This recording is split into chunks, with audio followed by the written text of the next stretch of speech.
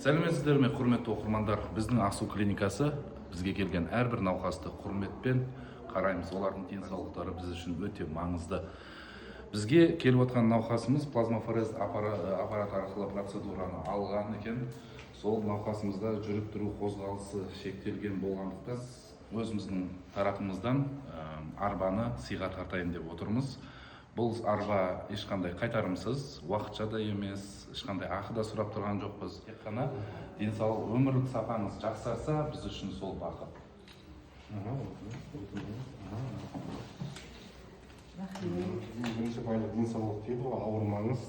Ешқашан бүгін әрине плазмафорезге келіп, қаныңызды тазартып, өзіңіздің денсаулығыңызға қарап, иммунитетіңізді көтеру барысында міне бүгін сізге осы Асу клиника атынан директорымыз бар.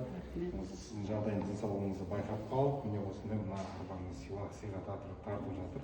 Рахмет. Алла разы болсын баршаңызға. Қолдарыңызға дерт бермесін. Асу клиникасы бұдан да көркейіп, өсіп, өркендей берсін. Асу клиникасы әрбір келген науқастың ризашылығы біз үшін үлкен мәртебе.